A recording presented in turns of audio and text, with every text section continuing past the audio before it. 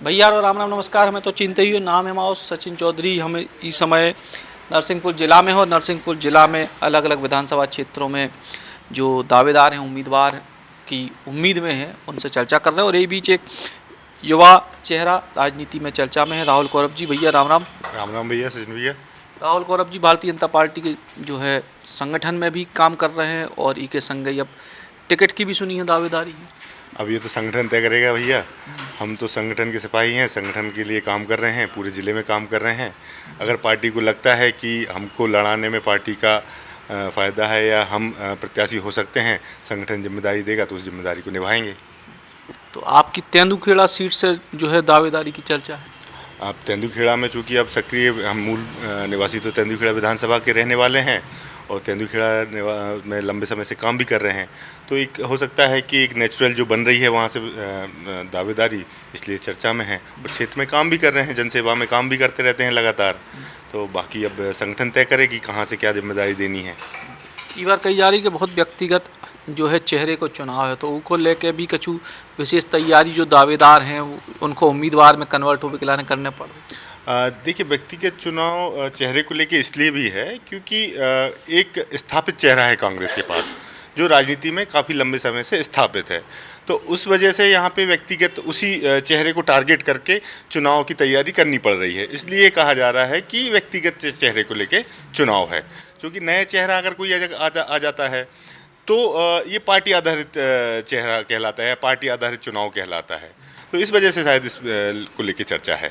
लेकिन जो स्थापित चेहरा हैं संजू शर्मा विधायक हैं, कांग्रेस पार्टी के, पहले भाजपा में भी रहे, उनको अपना भाजपा में भी नेटवर्क है, कांग्रेस में भी, तो उनसे फिर मुकाबला करने के लिए कुछ विशेष तैयारी करने को? नहीं, विशेष तैयारी की हमें तो नहीं लगता कोई आवश्यकता है। जैसे सभी जगह तैयारियां चल रही हैं, संगठन की जो तैयारी है चुनाव के लेके, जो बूथ स्तर की तैयारियां है, वो रूटीन तैयारियां हैं। वो तो सब भारतीय जनता पार्टी हमेशा करती ही रही है, बूथों पे काम करती रही है, मंडलों में काम करती रही है और शक्ति केंद्रों पे काम करती रही है।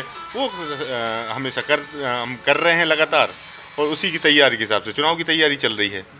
आप जिला संगठन में भी पद पे हैं और ई के संगई, तो नरसिंहपुर जिला की ओवरऑल स्थिति आपका दिख रहा है? पिछली बार 4 में से केवल 1 सीट आपको मिली। ये तो नरसिंहपुर ज़िले की क्या है, थोड़ा सा इतिहास में भी जाना पड़ेगा, जहाँ पे कि हर बार यहाँ पे बदलाव होता रहा है। नरसिंहपुर ज़िले में 2003 से लगातार बोले तो मध्य प्रदेश में भारतीय जनता पार्टी की सरकार रही, फिर भी नरसिंहपुर ज़िले में उठापटक होती रही है। तो इस बार तो बहुत ही अच्छा माहौल है हमारे लिए, भारतीय जनता पार्टी का बहुत ही अच्छा माहौल है। चारों विधानसभा इस बार प्रबल हमारी मतलब दावेदारी, और चारों विधानसभा मुझे लगता है कि हम अच्छी मतों से जीत के आएंगे। तो ऐसी कौन सी वजह है कि जिनको लेके भाई पिछली बार जिन जनप्रतिनिधियों को कांग्रेस को ज़्यादा मौका दो, इस बार भाजपा को मौका काहे दे पब्लिक? अब देखिए, पिछली बार तो पूरे मध्य प्रदेश में थोड़ा कांग्रेस ने जो छल कपट या झूठ की राजनीति की और जो झूठे वादे किए, उसकी वजह से पूरा मध्य प्रदेश प्रभावित हुआ था। हम देखें कि 15 महीने की सरकार भी रही कांग्रेस की, पर इस बार वो सब वादे जनता भली भांति जान रही है। जनता ने देख लिया है कि खोखले वादे हैं, खोखली बातें हैं, इनका कोई ज़मीनी स्तर पे कोई महत्व नहीं है। इसलिए इस बार जनता बिल्कुल जा रही है। जैसे अभी कांग्रेस ने एक योजना भी निकाली है कोई महिलाओं के लिए, तो उन्होंने सिर्फ खोखले वादे किए हैं उसमें, पर भारतीय जनता पार्टी की सरकार तो वो इम्प्लीमेंट करने जा रही है। जो योजना निकाली है उसका लाभ हितग्राहियों को अगले महीने से मिलना चालू हो जाएगा, 1-2 महीने से। तो करने में और कहने में दोनों में अंतर, और जनता इस बात को भली भांति समझ रही है। तो आखिरी सवाल, तेंदुखेड़ा विधानसभा क्षेत्र में अगर आप दावेदारी करें तो ऐसे कौन से मुद्दा हैं, जैसे आपने कि चेहरे के अलावा आपकी तरफ से ऐसी कौन सी चीज़ें हैं जो जनता के बीच अपन ले जा सकते हैं? विकास। तेंदुखेड़ा विधानसभा एक ग्रामीण विधानसभा है, पूर्ण रूप से वहाँ पे कोई भी बहुत बड़ा शहर है नहीं है। सिर्फ एक तेंदुखेड़ा नगर परिषद है पूरी विधानसभा में, जो कि एक नगर परिषद है। विकास के मामले में तेंदुखेड़ा बहुत ही पिछड़ा हुआ है। एक ही विधायक होने की वजह से वहाँ पे उन्होंने खुद का विकास किया पूरे समय पे, उन्होंने खुद के विकास पे ज़्यादा ध्यान दिया, ग्रामीण विकास का कोई ध्यान नहीं दिया। कोई नए ऐसी योजनाएं नहीं लाई, कोई नए प्रकल्प नहीं लाए, कोई नए उद्योग वहाँ पे नहीं बनाया कि जिससे ग्रामीण विकास हो सके, या फिर किसानों के लिए कोई ऐसी नई चीज़ नहीं की जिससे किसानों को उसका लाभ मिल सके। तो विकास एक बहुत बड़ा मुद्दा है तेंदुलकड़ा विधानसभा में, क्योंकि शहरी विधानसभा होती है तो वहाँ पे करने के लिए बहुत कुछ होता है, शहरी क्षेत्र में अपना विकास दिखता है, पर ग्रामीण विकास विधानसभा में विकास इतनी आसानी से दिखता नहीं है। रोड, बिजली, पानी ये तो सरकारें खुद करती हैं, प्रदेश सरकार हो, केंद्र सरकार हो, ये तो स्वाभाविक विकास है। जो वहाँ पे विधायक हो ना हो या कोई ना हो, वो उस विकास होना ही है। पर इसके अलावा क्या कर रहा है जनप्रतिनिधि? इसके अलावा जनप्रतिनिधि उस क्षेत्र के लिए क्या किया है?